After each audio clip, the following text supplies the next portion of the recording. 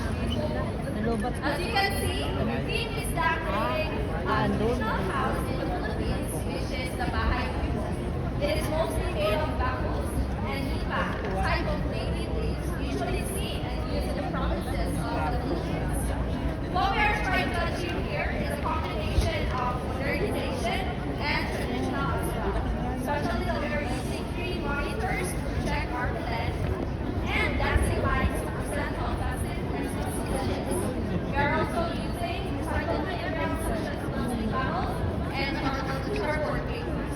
Doesn't just end with reaching the goal with our action and our pagkakaisa, but also building a connection and memories we'll all cherish as we continue being a family. Having this beautiful result is like hitting two birds with one stone. We're creating something that every Filipino cherishes, which is responsibility.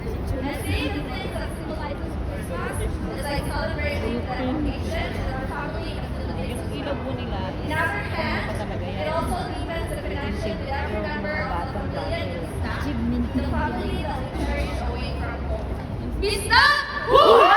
Vista! Thank you.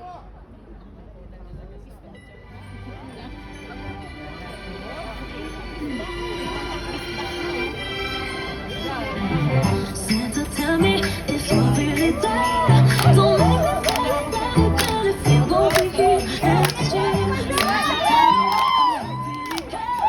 'Cause I can't give it better if you won't be here next year.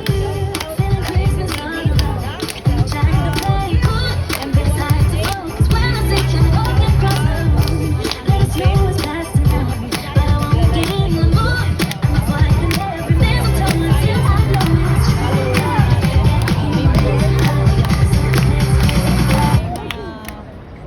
performance naman nila. Bisda. Bisayang dako.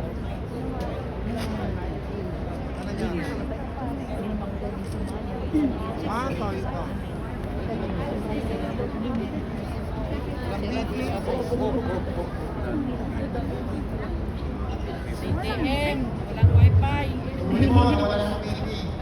Ay, walang